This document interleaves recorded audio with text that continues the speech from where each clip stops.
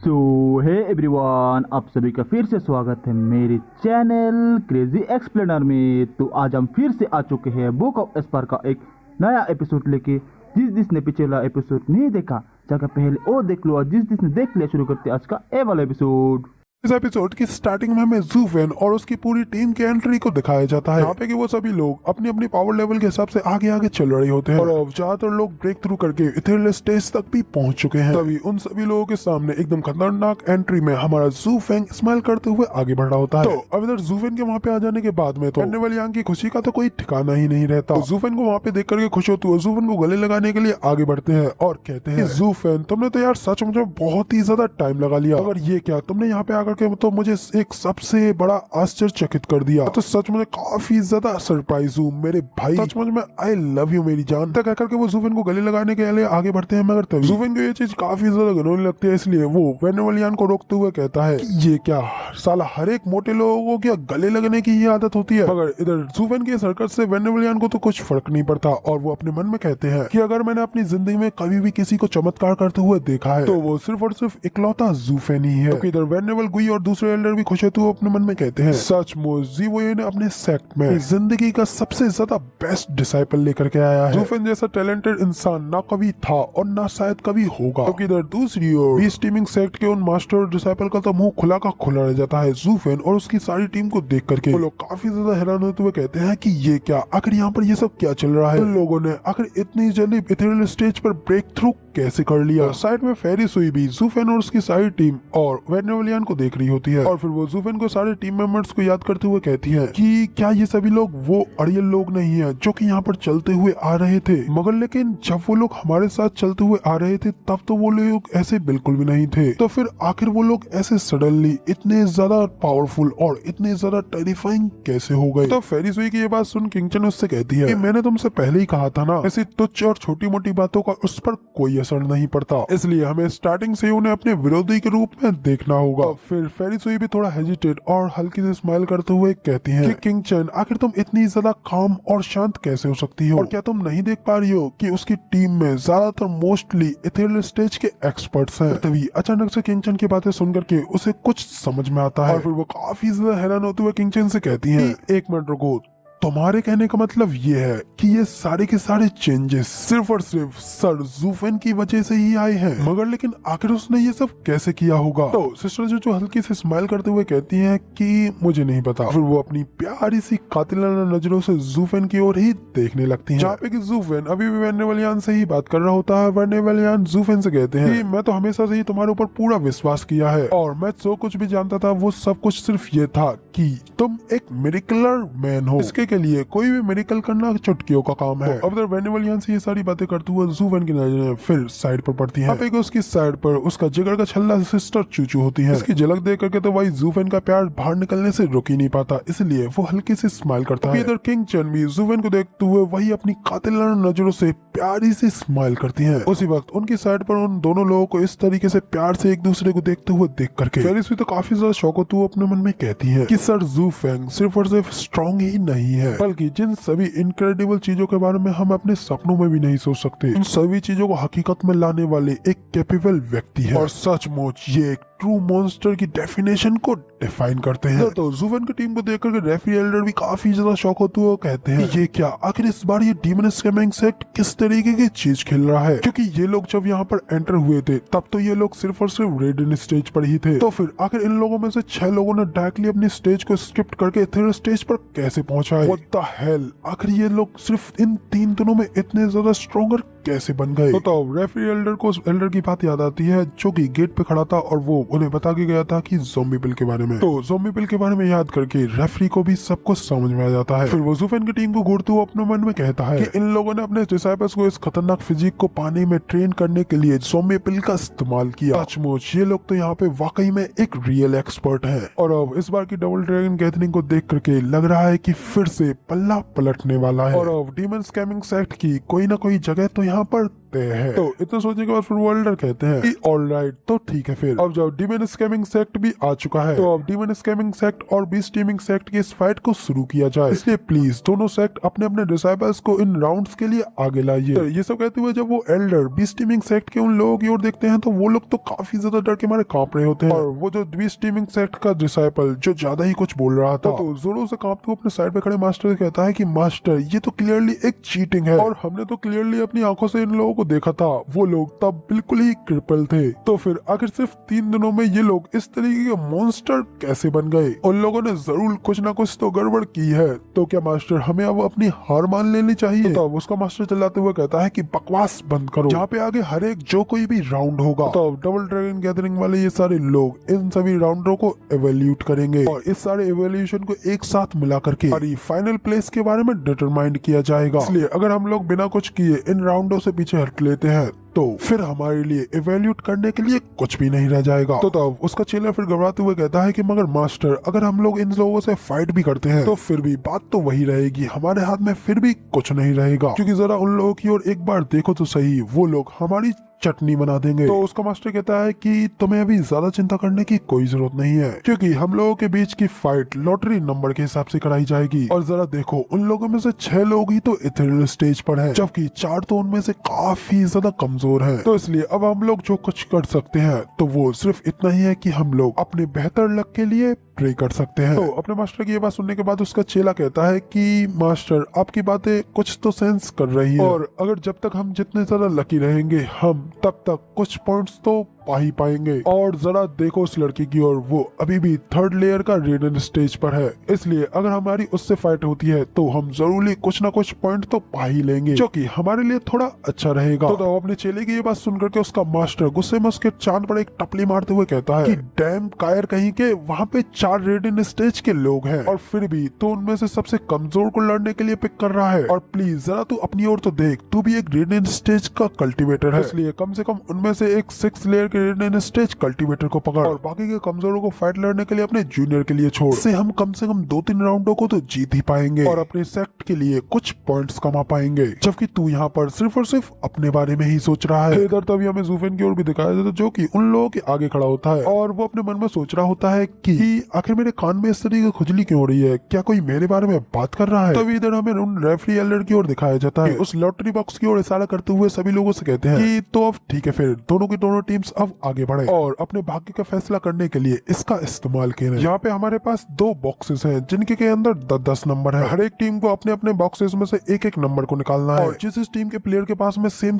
Number आएगा वो same number वाले लोग ही एक दूसरे से फाइट लड़ेंगे। बाकी रही बात फाइटिंग की, तो वो नंबर्स के ऑर्डर्स के हिसाब से ही होगी। अब इधर एल्डर के इतना कहने के साथ ही हमें ज़ूफेन की टीम की ओर दिखाया जाता है। तो सबसे पहले नंबर को चॉइस करने के लिए ज़ूफेन उस बॉक्स में अपना हाथ डालता है, फिर ज़ूफेन उसके अंदर से एक स्टिक निकालता है जिसके ऊपर उसका नंबर लिखा होता है। देख करके वो रेफरी एल्डर सभी लोगों को बताते हैं डीमन स्कैमिंग सेक्ट की टीम के लीडर ज़ूफेन ने पिक किया है नंबर 10। ज़ूफेन के नंबर के बारे में जानने के बाद तो यानमो भी हंसते हुए कहता है, ओह तो इस लड़के का नंबर 10 है, मगर आखिर वो कौन सा गरीब और लाचार होगा जिसकी की फाइट इस फ्रिकिंग बीस्ट के साथ होने वाली है। तो यानमो की ये बात सुन उसकी फीमेल साथी यूमी भी हंसते हुए कहती है, सीनियर ब्रदर यानमो आखिर ये सब ऐसा कैसे हो रहा है, आप तो कभी भी अपने एलाइट एरिया के डिसाइबल्स को भी लड़ते हुए नहीं देखते हैं, फिर आखिर यहाँ पर ऐसी क्या चीज है जो कि आपको यहाँ पर इतना ज्यादा एक्साइटेड कर रही है, जो कि आप लोअर 3 सेक्टरों के इन राउंड्सों की फाइट को देखने के लिए यहाँ पे आ गए। तो अब तो वहाँ पर यूमी को देखने के बाद में, ओह यूमी मुझे लगा था कि तुम भी एल्डर और बाकी सभी लोगों के साथ में वापस चले गए। लोअर 3 सेक्टर तो सच में एक छोटे से कीड़े मकोड़ों की तरह ही है, पर इनमें यहाँ पे एक आदमी है जो कि यहाँ पे मेरी ये सारी अटेंशन को डिजर्व करता है। यानमो के इतने सीरियस लुक को देख करके मैं भी सीरियस होते हुए अपने मन में कहती है कि एक इतना ज्यादा पावरफुल यानमो भी एक इस तरीके के सीरियस लुक को दे रहा है, तो इसका मतलब क्या ऐसा है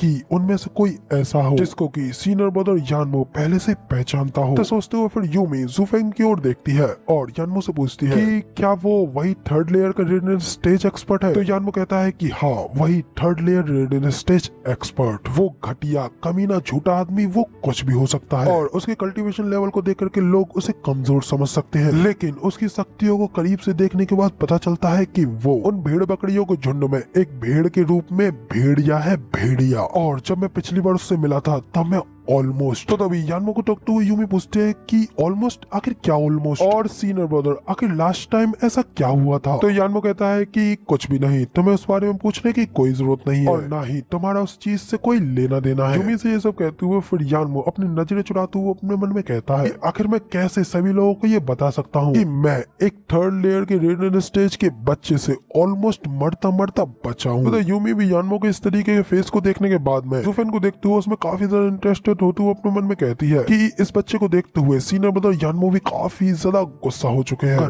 आखिर ये कौन हो सकता है जो कि सीनियर ब्रदर को भी इतना ज्यादा गुस्सा दिला सकता है, फिर भी इस तरीके से सभी के सामने जिंदा खड़ा है। फिर तो सचमुच ये बच्चा काफी ज्यादा इंटरेस्टिंग होने वाला है। फिर तभी हमें डीमन स्कैमिंग सेक्ट की पूरी टीम और उनके सामने उनके वेनेबल्स को दिखाया जाता है। तो वेनेबलियन तो काफी ज्यादा खुश होते हुए आगे बढ़ते हुए कहते हैं कि भाइयों और बहनों, मुझे तुम्हारे अंदर इतनी ज्यादा एनर्जी और इस बढ़ते पराक्रम को देख करके काफी ज्यादा प्राउड फील हो रहा है, और तुम लोगों की इस बढ़ती पावर के साथ में हमारे लिए तो मिडिल 3 सेक्टर को भी चैलेंज करना में कुछ नहीं है, जीत सिर्फ हमारी ही होगी। तब उनको टोकते हुए ज़ूफ़ेन वेनेबलियन से कहता है कि सीधा सीधा पॉइंट पे आओ और बताओ कि तुम क्या कहना चाहते हो। तो वेनेबलियन खांसते हुए सीधा पॉइंट पे आते हुए कहते हैं, मैं तुम लोगों की और भी ज्यादा प्रशंसा करना चाहता था, मगर लेकिन चूंकि स्टीवर्ट ज़ू ने मना कर दिया है, इसलिए मैं सीधा मुद्दे पे आता हूँ। और मुद्दा ये है कि मैं चाहता हूँ कि तुम सभी लोग बीस्ट टीमिंग सेक्ट के साथ फाइट लड़ते हुए अपने आप को होल्ड बैक करते रहो, और तुम लोग चाहो तो उन्हें उड़ा करके अरीना के बाहर फेंक सकते हो, मगर लेकिन उन्हें बिल्कुल भी ज्यादा चोट मत पहुंचाना। तो अब वेनेबलियन की ये बात सुनकर तो क्वी लैंग भड़कते हुए कहता है कि मगर लेकिन आखिर ऐसा क्यों, और जरा उस हुई योंग की ओर तो देखिए, आखिर वो किस तरीके से फूल करके इधर उधर अपनी हवा को फैला रहा है, और हम लोग तब से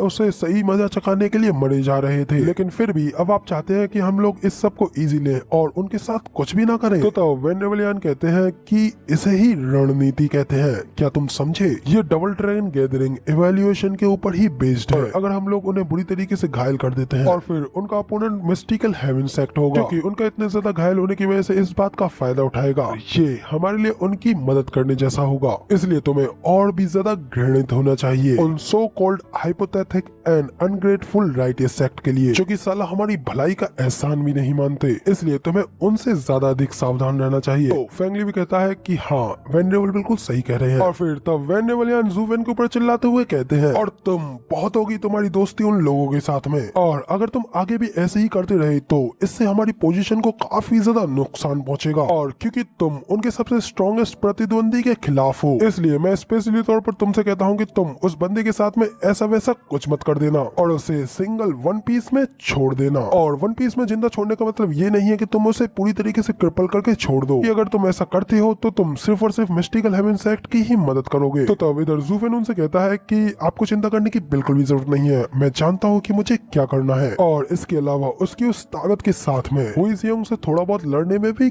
कोई प्रॉब्लम नहीं है। तो अब इधर ज़ूफ़ेन के इतना कहने के साथ ही यहाँ पे मैचेस को स्टार्ट किया जाता है, जहाँ पे कि सबसे पहले अरीना के चारों ओर इर्द गिर्द उसे पूरी तरीके से एक बैरियर ढक लेता है, और फिर एक एक करके फाइटर्स अपनी फाइट लड़ने के लिए उस बैरियर के अंदर आगे बढ़ते हैं स्टेज की ओर। सबसे पहले फाइट होती है हमारे की चंगलोंग की, जो कि अपनी फाइट लड़ने के अरीना की ओर आगे बढ़ता है, और जबकि उसका अपोनेंट ऑलरेडी रिंग में खड़ा होता है, मगर की चंगलोंग को देख करके ही उसका अपोनेंट काफी ज्यादा घबरा जाता है, और अपने से इतने ज्यादा पावरफुल व्यक्ति को देखने के बाद में उसके शरीर से तो जोरों से पसीने छूटने लगते हैं। की चंगलोंग के सामने वो अपने आप को मूव भी नहीं कर पाता, जिसके बाद वो अपने एल्डर से कहता है कि एल्डर, मैं इसके सामने मेरी हार तो बिल्कुल निश्चित है, तो इससे तो अच्छा इससे लड़ने से बढ़िया मैं अपनी हार ही मान लेता हूँ। तो उस बंदे की ये बात सुनकर तो एल्डर चिढ़ते हुए कहते हैं कि बकवास बंद करो, और क्या तुम्हें पता है कि जीतने वाले को यहाँ पर 2 पॉइंट मिलेंगे, जबकि ड्रॉ होने पर दोनों को 1 और जबकि फाइट लड़कर हारने पर हमें 0 मिलेंगे। अगर इस तरीके से तुम पहले ही हार मान लेते हो तो हमें -2 मिलेंगे, इसलिए अगर तुम पहले ही हार मान लोगे और हमारे पॉइंट्स माइनस में चले जाएंगे, तो ऐसा करके तो तुम हमें पूरी तरीके से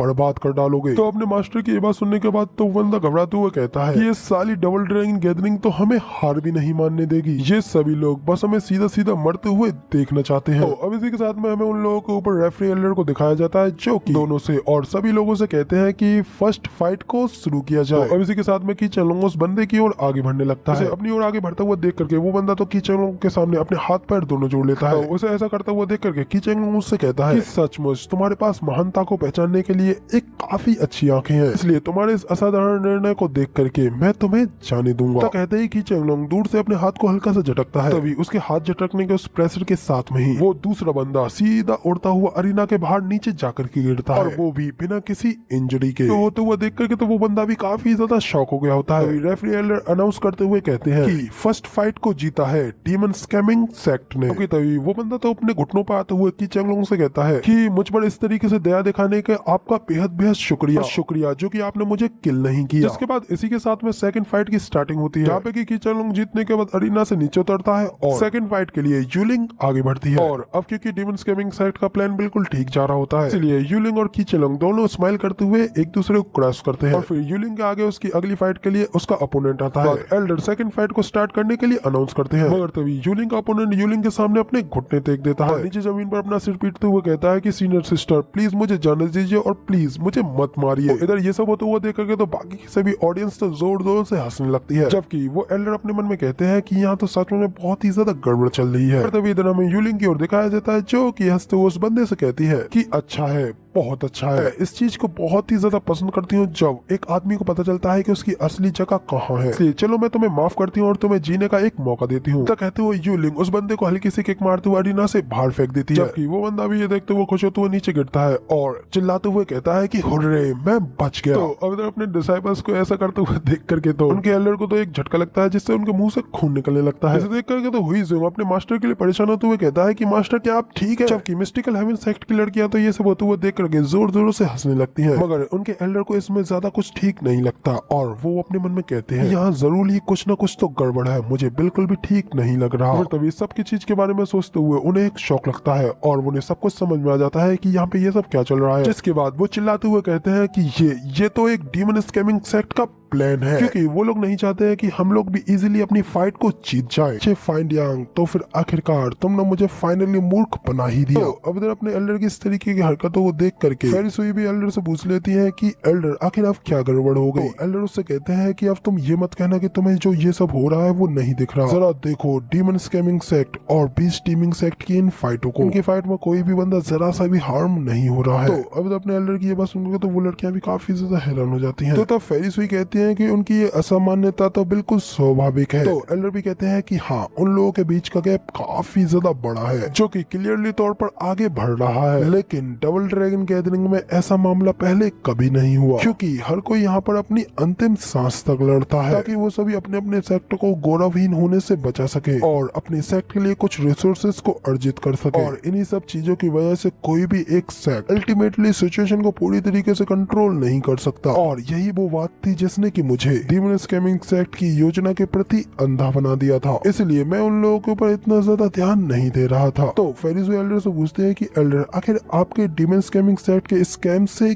क्या मतलब है। तो एल्डर चलाते हुए कहते हैं कि क्या तुम सचमुच में ये नहीं देख पा रही हो। देखो डीमन स्कैमिंग सेक्ट ने फाइट में किस तरीके से हेराफेरी की है। उन लोगों ने बीस्ट टीमिंग सेक्ट के डिसाइपल्स को बिल्कुल भी जरा सा भी हार्म किए बिना, ना ही जरा सी भी उनकी स्ट्रेंथ को कम किए बिना ही हरा दिया, ताकि बीस्ट टीमिंग सेक्ट के वो डिसाइपल्स हम लोगों को फेस कर सके, वो भी अपनी फुल पावर के साथ में। तो फेरिस भी कहती है कि लेकिन मास्टर बीस्ट टीमिंग सेक्ट के सभी डिसाइपल्स तो पहले ही उन लोगों से अपनी जान की भीख मांग रहे हैं और इसलिए तो डीमन स्कैमिंग सेक्ट उन लोगों को बिना हार्म किए सुरक्षित लौटा रही है। एल्डर कहते हैं कि हुआ ये हम राइट सेक्टों के रूल्सों में से एक है, लेकिन रही बात डिमोनिक कल्टीवेटर्स की तो वो लोग इनमें से कोई भी रूल्स को नहीं मानते हैं। वो क्रेजी बास्टर्ड्स कमीने और क्रेजी दोनों होते हैं और शायद उन सभी में से किसी एक को दया आ रही होगी ये तो मैं समझ सकता हूँ, लेकिन उनमें से हर एक कोई बिल्कुल सेम कर रहा है ये तो बिल्कुल नहीं हो सकता। इसलिए मुझे अब समझ में आया वो लोग फाइट शुरू होने से पहले ही शुरुआत से इस चीज का प्लान कर रहे थे और उन लोगों का ये प्लान सिर्फ और सिर्फ हमारे लिए ही था। धिक्कार है उन कमीने सड़े हुए डिमोनिक कल्टीवेटर्स पर। वो कमीने चाहते हैं कि हम इस डबल ड्रैगन गैदरिंग की रैंकिंग के लास्ट पर आए। तो अब एल्डर की ये सारी बातें सुनने के बाद में फेरिस हुई और उनके बाकी के सभी डिसाइपल्स तो काफी ज्यादा शॉक हो गए होते हैं, क्योंकि उनका यंग मास्टर कहता है कि हाँ एल्डर आप बिल्कुल सही कह रहे हैं, हम लोग किसी भी डिमोनिक कल्टीवेटर के ऊपर जरा सा भी विश्वास नहीं कर सकते। वो सभी के सभी लोग पाखंडों और डिवेस्ट से भरे पड़े होते हैं। तभी ये सुनकर के बीच में सिस्टर चुचू कहती है वो लोग रूल्स का यूज करते हुए तो बैटल को कंट्रोल कर रहे हैं, तो फिर आखिर वो कैसे एक डिजेनरेट और कमीने कहलाए गए? और क्या हम लोगों ने भी उनके साथ में कुछ देर पहले कुछ ऐसा ही नहीं किया था? हम लोगों ने भी उन्हें तब लात मारी थी जब वो लोग भी डाउनफॉल में थे, इसलिए अब वो इस बात का बदला लेना चाहते हैं। तो फिर आखिर इसका अपने द्वारा अपनाए गए रास्ते से कोई लेना देना नहीं है। तो किंग चन की ये सारी बातें सुनकर के तो सभी लोग उसकी ओर ही देखने लगते हैं। तो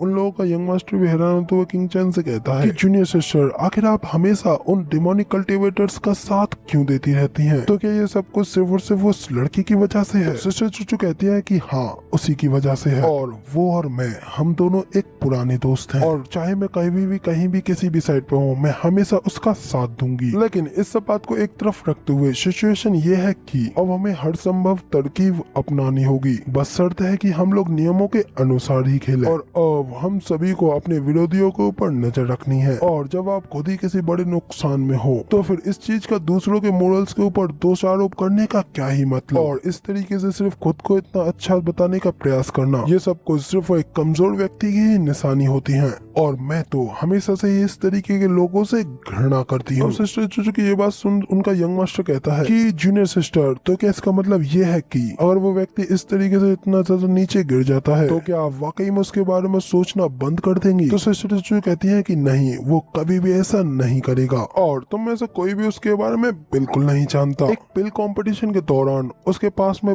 बहुत तेजी से पिल को कंप्लीट करने की स्पीड थी, लेकिन फिर भी बेहतर लाभ के बावजूद भी उसने अपने प्रतियोगी को पीछे रखने के लिए उसने अपनी छोटी मोटी चालें अपनाई। उसने यहाँ तक कि अपने अपोनेंट को इतना ज्यादा फोर्स कर दिया था कि उसे क्वालिफाई होने के लिए अपने ब्लड एसेंस का भी यूज करना पड़ा। और ठीक उसी समय किसी ने कहा था कि उसने उससे बस सिर्फ 1 सेकंड पहले ही फिनिश कर दिया, लेकिन फिर भी उसकी क्वालिटी बहुत ज्यादा खराब थी, इसलिए उसे ये स्थान मिलना चाहिए था। इसके बाद फिर किंग चन उन लड़कियों से पूछती है कि तुम्हें मुझे बताओ कि आखिर तुम्हें कैसा लगता है? तो तब येलो हेयर वाली लड़की कहती है कि अगर उसके पास में बेहतर पिल थी, फिर भी अगर वो बराबरी पर भी होता तो फिर भी वो लास्ट प्लेस पर ही आता। तो उसकी बात सुन किंग चन भी हंसते हुए कहती है कि हाँ, सबने भी यही सोचा था, लेकिन सिर्फ केवल वही था जो कि अपने विरोधी के खिलाफ खड़ा हुआ था, और उस कंपटीशन में स्पीड ही सबसे ज्यादा इम्पोर्टेंट थी, लेकिन फिर यहाँ एंड पर क्वालिटी को ज्यादा प्रेफरेंस दी गई। तो किंग चन की ये बात सुन फेरिसुई कहती है कि क्या वो कोई मूर्ख है, और क्या आपने नहीं कहा था कि वो दूसरों को हराना चाहता था? तो फिर आखिर उसने इस मौके का फायदा क्यों नहीं उठाया, और आखिर उसने उसकी मदद क्यों की? तो किंग जी कहती है कि हाँ,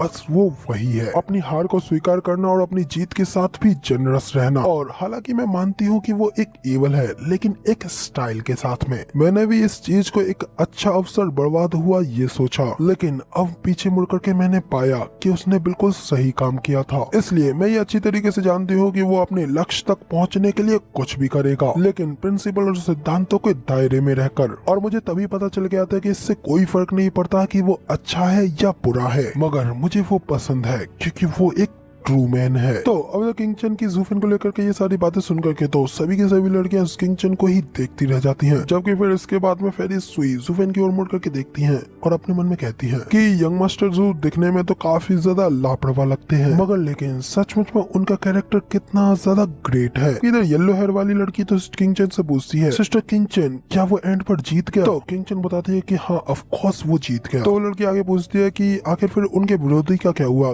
क्या उन्होंने उसे मार दिया? तो किंग चन उससे कहती है कि तुम इस बात के ऊपर विश्वास नहीं करोगी, मैंने भी सभी की तरह यही सोचा था कि उसने उसे मार दिया होगा, लेकिन बाद में जब मैं उसके सेक्ट में गई थी तो तब जाकर के मुझे पता चला था अब उसने अपने उस विरोधी को अपने पक्ष में ही ले लिया है, और अब दोनों एक दूसरे के साथ मिलकर के ही काम करते हैं। तो सिस्टर चुचू की ये बात सुनकर तो सभी लड़कियां काफी ज्यादा शौक हो जाती हैं। फेरिसुई तो हैरान होते हुए कहते हैं कि क्या इसका मतलब फिर वो बाद में दुश्मन नहीं रहे? जबकि येलो हेयर वाली लड़की कहती है कि मगर लेकिन आखिर ऐसा कैसे हो सकता है? तो तब सिस्टर चुचू उन्हें बताती हैं कि राइटर्स कल्टीवेटर्स कहते हैं कि एक हीरो दूसरे हीरो को पहचान लेता है, तो फिर आखिर दो डेमोनिक कल्टीवेटर्स एक साथ क्यों नहीं हो सकते? और इसके अलावा वो दोनों ही एक टॉप अल्केमिस्ट थे। तो अब किंग चन की ये सारी बातें सुनने के बाद में तो एल्डर उनसे कहते हैं कि किंग चन राइटियस और डिमोनिक दोनों ही क्लियरली तौर पर डिफाइन किए गए हैं, इसलिए तुम्हारे लिए अच्छा रहेगा कि तुम हमेशा इस बात को याद रखो। अब एल्डर की बात सुनने के बाद फिर किंग चन भी शांत होते हुए आराम से अपना सिर हिला करके उन्हें हाँ करती है, जिसके बाद में ये सारी फालतू की बातें आप फाइनली खत्म हो जाती हैं। पता नहीं यार राइटर ने क्यों ये सारी फालतू की बकचोदियां इस एपिसोड में डाल दी। But back to our fight. हम लोगों को फाइनली जिस फाइट का इंतजार होता है, इधर फाइनली वो वाली फाइट भी स्टार्ट होने लगती है, यानी कि इस बैटल की 10वीं फाइट, जो कि हमारे हीरो ज़ू फेन और बीस्ट टीमिंग सेक्ट के बेस्ट डिसाइपल के बीच में होने वाली है। तो अब इधर सबसे पहले अरीना में हुई ज़ेओंग आते हुए कहता है कि तुम कमीने निकम्मे कायरों का समूह, मैं तुम्हें अब दिखाता हूँ कि आखिर कैसे एक अच्छी फाइट लड़ी जाती है और आखिर वाकई में बीस्ट टीमिंग सेक्ट किस तरीके से लड़ता है। इतना कह करके फिर वो ज़ू फेन को भी अरीना में आते हुए देखता है और कहता है कि ये तो सिर्फ एक थर्ड लेयर का रेडिएंट स्टेज का सिर्फ एक कचरा है, जबकि इधर हमारे ज़ू फेन को तो उसकी बात का घंटा भी कुछ फर्क नहीं पड़ता और वो आराम से हल्के से स्माइल करते हुए अरीना में चल करके आता है। और तभी पीछे से वेनरेबल यान चिल्लाते हुए ज़ूफेन से कहते हैं कि ज़ूफेन मेरी बात सुन रहे हो ना, तुम्हें याद रखना है, तुम्हें अपने आप को होल्ड बैक करके रखना है, इसलिए मैं कह रहा हूँ कि उस बंदे को जख्मी करने की बिल्कुल भी कोशिश मत करना। तो ज़ूफेन भी हल्के से हंसते हुए कहता है कि हाँ मैं जानता हूँ कि इस मैच की धांधली को लेकर के इतना ज्यादा हंगामा क्यों है। तो गाइस इधर ज़ूफेन के इतना कहते ही अनाउंसर भी कहता है कि अब ज़ूफेन भी मैच रिंग में आ गया है, लेकिन फाइट अब इसके अगले एपिसोड में दिखाई जाएगी, क्योंकि भाई ये वाले एपिसोड को अब यहीं पर कंप्लीट कर दिया गया है। और ठीक है, फिर अगर आप लोगों को वीडियो पसंद आई हो वाली तो वीडियो को लाइक कर देना एंड कमेंट करके जरूर बताना कि आखिर आप लोगों को हमारा ये वाला वीडियो का एक्सप्लेनेशन कैसा लगा। बाकी चैनल पर नए और आगे भी ऐसे अमेजिंग वीडियोस को देखना चाहते हो तो इस चैनल को सब्सक्राइब जरूर से कर देना। शुक्रिया। इसके बाद मिलते हैं किसी और नई वीडियो में, तब तक लिए बाय बाय।